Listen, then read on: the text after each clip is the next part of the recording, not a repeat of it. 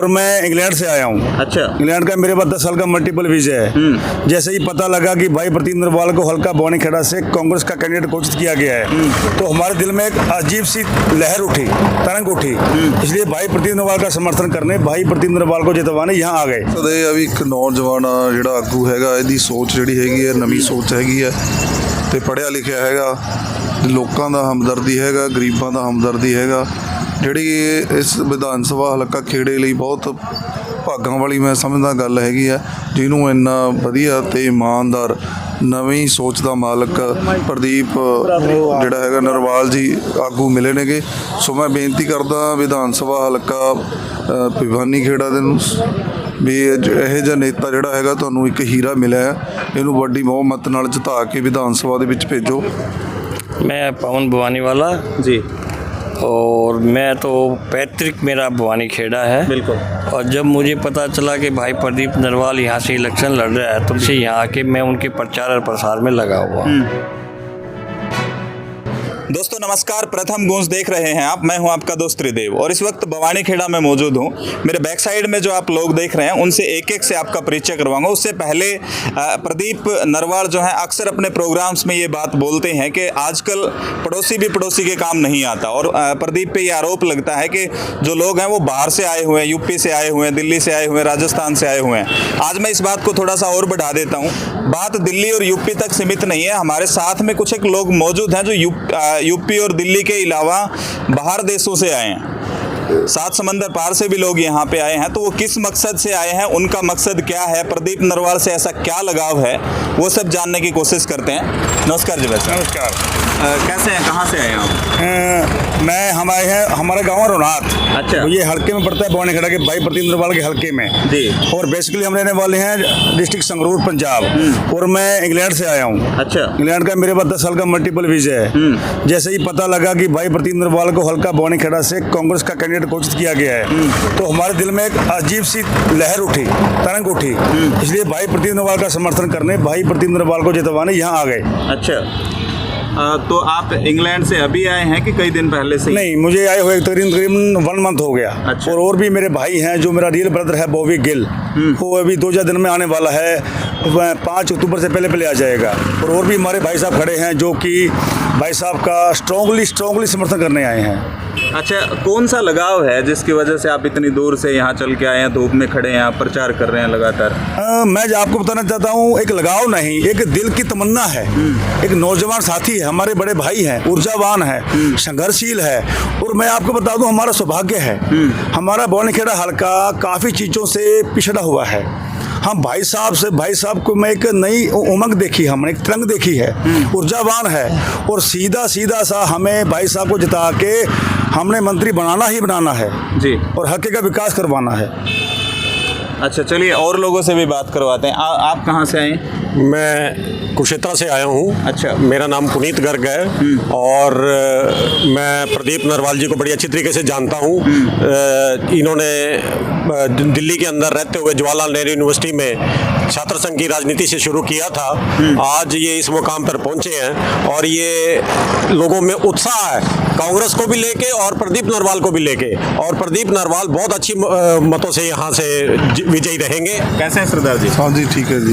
कित्थों आए हो तुसी? ਅਸੀਂ ਪੰਜਾਬ ਤੋਂ ਆਏਗੇ ਜੀ। तो मकसद की सीगा ਤੁਹਾਡਾ? ਮਕਸਦ ਇਹ ਆ ਵੀ ਇੱਕ ਨੌਜਵਾਨ ਜਿਹੜਾ ਆਗੂ ਹੈਗਾ, ਇਹਦੀ ਸੋਚ ਜਿਹੜੀ ਹੈਗੀ ਹੈ ਨਵੀਂ ਸੋਚ ਹੈਗੀ ਹੈ ਤੇ ਪੜ੍ਹਿਆ ਲਿਖਿਆ ਹੈਗਾ, ਲੋਕਾਂ ਦਾ ਹਮਦਰਦੀ ਹੈਗਾ, ਗਰੀਬਾਂ ਦਾ ਹਮਦਰਦੀ ਹੈਗਾ, ਜਿਹੜੀ ਇਸ ਵਿਧਾਨ ਸਭਾ ਹਲਕਾ ਖੇੜੇ ਲਈ ਬਹੁਤ ਭਾਗਾਂ ਵਾਲੀ ਮੈਂ ਸਮਝਦਾ ਗੱਲ ਹੈਗੀ ਆ, ਜਿਹਨੂੰ ਇੰਨਾ ਵਧੀਆ ਤੇ ਇਮਾਨਦਾਰ ਨਵੀਂ ਸੋਚ ਦਾ ਮਾਲਕ ਪ੍ਰਦੀਪ ਜਿਹੜਾ ਹੈਗਾ ਨਰਵਾਲ ਜੀ ਆਗੂ ਮਿਲੇ ਨੇਗੇ। ਸੋ ਮੈਂ ਬੇਨਤੀ ਕਰਦਾ ਵਿਧਾਨ ਸਭਾ ਹਲਕਾ ਭਿਵਾਨੀਖੇੜਾ ਦੇ ਨੂੰ ਵੀ ਇਹੋ ਜਿਹਾ ਨੇਤਾ ਜਿਹੜਾ ਹੈਗਾ ਤੁਹਾਨੂੰ ਇੱਕ ਹੀਰਾ ਮਿਲਿਆ, ਇਹਨੂੰ ਵੱਡੀ ਬਹੁਮਤ ਨਾਲ ਜਿਤਾ ਕੇ ਵਿਧਾਨ ਸਭਾ ਦੇ ਵਿੱਚ ਭੇਜੋ। ਤੁਹਾਡੇ ਹਲਕੇ ਦਾ ਪੂਰੇ ਦਾ ਜਿਹੜਾ ਹੈਗਾ ਇਹ ਆਵਾਜ਼ ਵਿਧਾਨ ਸਭਾ ਦੇ ਵਿੱਚ ਗੂੰਜੂਗੀ। ਇੱਥੋਂ ਦਾ ਜਿਹੜਾ ਵਿਕਾਸ ਅਧੂਰੇ ਪਏ ਨੇ ਸਾਰਿਆਂ ਇਹਦੀ ਜ਼ਿੰਮੇਵਾਰੀ ਹੋਊਗੀ। ਤੇ ਮੈਂ ਬੇਨਤੀ ਕਰਦਾ ਸਾਡਾ ਸਿੱਖ ਭਾਈਚਾਰੇ ਨੂੰ ਜਿਹੜਾ ਵੀ ਭਿਵਾਨੀਖੇੜਾ ਦੇ ਵਿੱਚ ਬੈਠੇ ਨੇਗੇ, ਸੋ ਇਹੋ ਜਿਹਾ ਜਿਹੜਾ ਹੈਗਾ ਨੌਜਵਾਨ ਨੇਤਾ, ਪੜ੍ਹਿਆ ਲਿਖਿਆ, ਸੂਝਵਾਨ, ਜਿਹਦੀ ਅਗਾਂਹ ਵਧੂ ਸੋਚ ਵਾਲਾ, ਸੋ ਸਾਨੂੰ ਇਸ ਨੂੰ ਭਾਰੀ ਬਹੁਮਤ ਨਾਲ ਜਿਤਾਉਣਾ ਚਾਹੀਦਾ। ਬੋਲੇ ਸੋ ਨਿਹਾਲ। हाँ जी, आप बताएं कैसे हैं? मैं पवन भवानी वाला जी और मैं तो पैतृक मेरा भवानी खेड़ा है। बिल्कुल। और जब मुझे पता चला कि भाई प्रदीप नरवाल यहाँ से इलेक्शन लड़ रहा है तो भिवानी से यहाँ आके मैं उनके प्रचार और प्रसार में लगा हुआ हूँ। और आपको एक बात की पूरी जानकारी देता हूँ कि मैं हरियाणा में कोऑर्डिनेटर हूँ कई विधानसभा और डिस्ट्रिक्ट का, हर जगह गया हूँ। आज हरियाणा के अंदर कांग्रेस की लहर है और 2/3 ज़्यादा से मेजॉरिटी कांग्रेस की आ रही है। और जो कांग्रेस अभी कर रही है वो आज तक पिछले 10 सालों में बीजेपी ने सारे हरियाणा का नाश कर रखा था और उससे आम पब्लिक इलेक्शन लड़ रही है।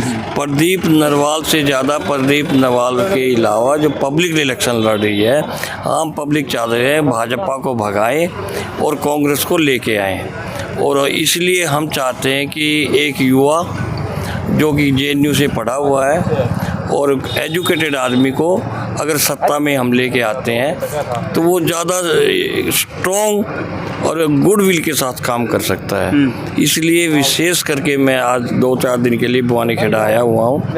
आज भूपेंद्र सिंह हुड्डा 10 साल से रोड पे है, जनता से आह्वान कर रहा है कि भाजपा गवर्नमेंट को जो इन्होंने नौकरियों की कमी कर दी, ना नौकरी, चरम सीमा पे भ्रष्टाचार और कानून व्यवस्था बिल्कुल चौपट हो चुकी है। और इस चौपट व्यवस्था में केवल कांग्रेस ही एक ऐसा है जो आगे बढ़ के काम कर रही है। देखिए कुछ मैनिफेस्टो के भी पॉइंट है, जैसे कांग्रेस पार्टी जो इन्होंने बीजेपी ने वादा किया था कि हम सिलेंडर के रेट कम करेंगे, लेकिन 10 साल जा चुके इन्होंने कुछ नहीं किया। कांग्रेस गवर्नमेंट 500 रुपये का सिलेंडर दे रही है और वृद्धा पेंशन इन्होंने वादा किया था हम कम करेंगे, कोई वृद्धा पेंशन 100 रुपये कम नहीं किया। लेकिन हमारा वादा है कांग्रेस पार्टी का, चौधरी भूपेंद्र सिंह का वादा है कि हम 6000 रुपये पेंशन देंगे एक वृद्ध को, और अगर 2 वृद्ध हैं तो उनको 12,000 पेंशन मिलेगी।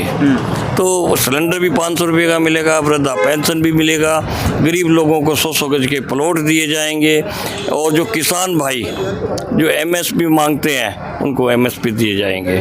और जो नौकरियां नहीं है 2 लाख नौकरी हमारा मैनिफेस्टो में हम कांग्रेस पार्टी के राज में युवाओं को देंगे, क्योंकि आज युवा भटका हुआ है।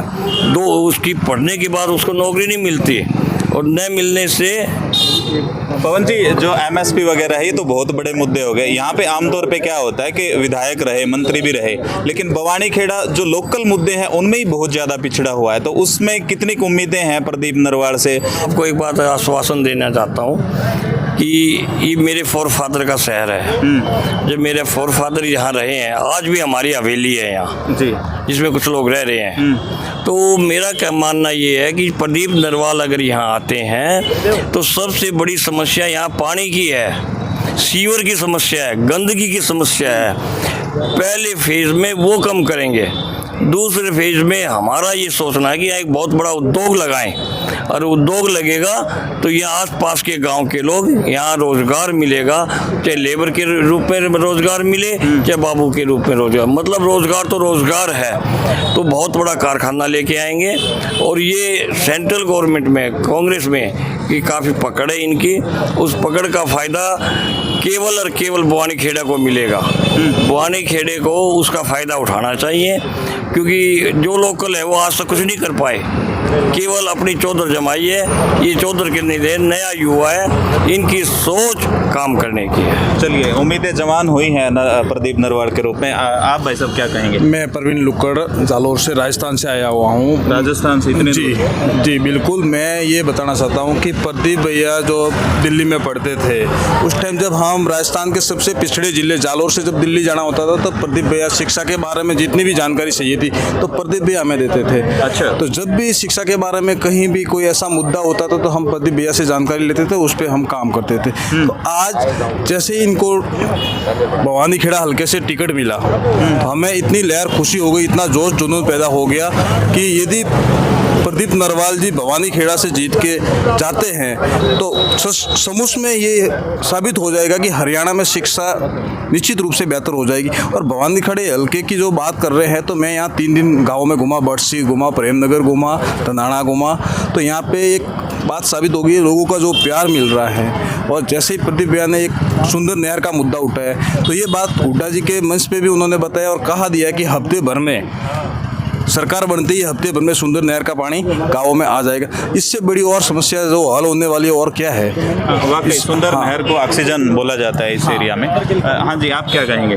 नमस्कार जी। नमस्कार, सुनाइए। मैं कैप्टन ईश्वर सिंह प्रॉपर बवानी खेड़ा का रहने वाला हूँ जी। भारतीय सेना में 34 साल सर्विस करने के बाद में रिटायरमेंट आए और देखा कि यहाँ समाज सेवा में लगे, तो पिछले 10 साल से जो बवानी खेड़ा का हाल है वो बहुत ही दयनीय है। हमारे बुजुर्ग बोलते थे कि भाई 12 साल में तो कुर्डी की बाढ़ है।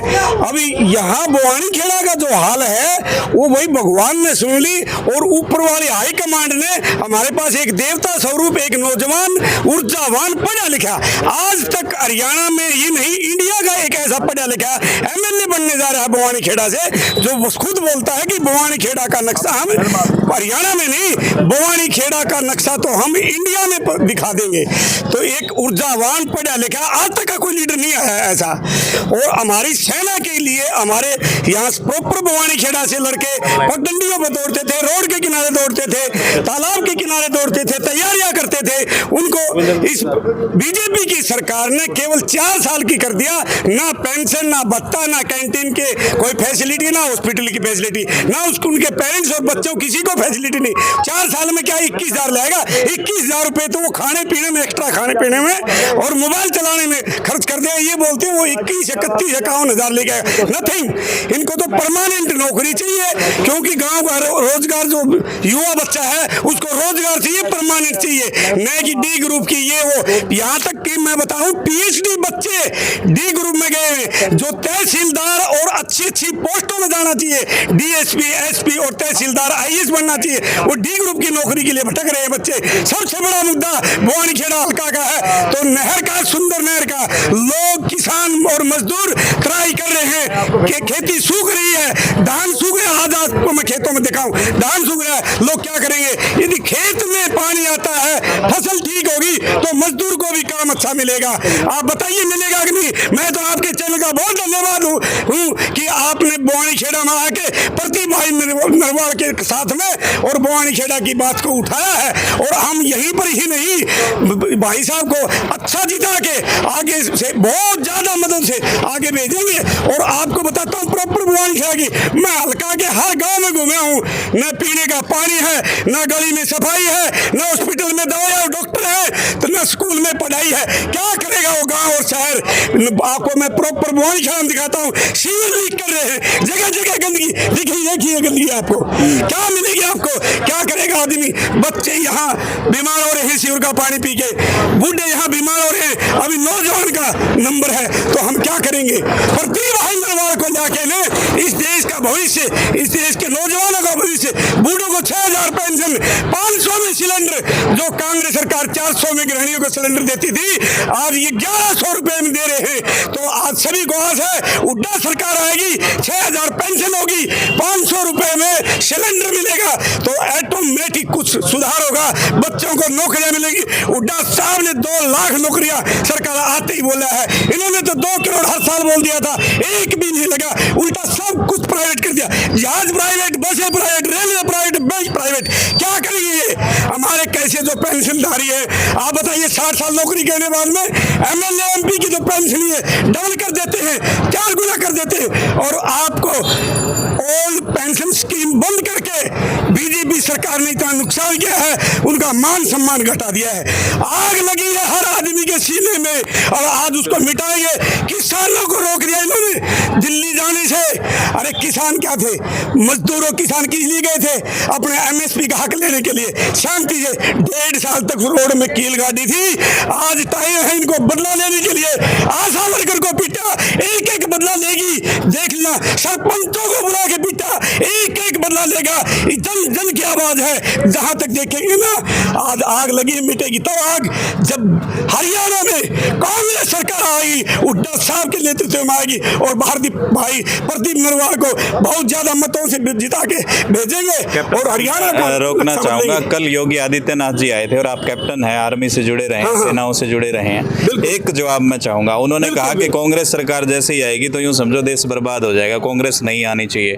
कम शब्दों में आपका जवाब चाहूंगा। क्यों नहीं आनी चाहिए? कांग्रेस ने 70 साल पीछे राज किया है और चारों तरफ से किलाबंदी कर रखी है। इन्होंने 4 साल की सेना कर दी। इनसे पूछो क्या करेगा जवान वापिस आके, क्या करेगा जवान वापिस आके? उनको तो परमानेंट नौकरी चाहिए। हमने देश के कोने कोने में 2-2 बार नौकरी की है, हर 3 साल में बदली हो जाते थे। मैं एक गरीब और मजदूर का बेटा हूँ, मेरे बच्चे आज ग्रेजुएट पोस्ट ग्रेजुएट डॉक्टर और वकील है। आप बताइए इनकी राज में क्या है? जब मैं 4 साल में आ जाऊंगा, मैं बच्चों को पढ़ा पाऊंगा, खुद नौकरी नहीं खा पाऊंगा, नौकरी से खाना नहीं खाऊंगा, पेरेंट्स को नहीं खिला पाऊंगा, बच्चों को नहीं खिलाऊंगा, पढ़ाऊंगा क्या खाक? तो इनसे पूछिए, आप सरकार से पूछिए क्या कर रहे हैं। मेरे गांव में बिजली की समस्या, पहले पानी बिजली की समस्या नहीं थी, अभी पानी और बिजली की बहुत समस्या है। हम लोगों ने 1 महीना पेमेंट पानी पिया है, पेमेंट डलवा के। और आपको चल तो बाजार में दिखाता हूँ गंदगी पड़ी हुई, आप मेरे साथ चलिए, फोटो लीजिए, दीजिए योगी साहब को, ये देखो भवानी खेड़ा का हाल है। विशंबर वाल्मीकि जी का एक बयान आया था कि खरक गांव के लोगों को है ना आदत हो गई है आरओ का पानी पीने का, टैंकर गिरवाने की। विशंबर वाल्मीकि को पूछो, अरे 2 बार एमएलए बना, हम लोगों ने बाहर से अपनी ड्यूटी से आके पैसे खर्च के परिवार के साथ में आके वोट दिए थे। विशंबर वाल्मीकि का भाई छोटा राकेश मेरी यूनिट में था और उसने बोला साहब वोट दो। हम नागालैंड जाके वोट दिए और उन्होंने हमारे गाँव का ये हाल किया, जहाँ पीने का पानी नहीं, लोगों के दुख, काम तो छोड़ो, दुख दर्द में नहीं रहा, बोल खड़ा है नहीं हो कभी। बीजेपी हमें 10 साल से यहाँ राज कर गई है। किसानों को लग क्या किया इनने, कभी वो गोले छोड़ दिए, कभी कील मार दी है, कभी प्लास्टिक की गोली लगी है, मेरे साथ लगी है, मेरे हाथ पैर में, ठीक है। क्या किया इनने?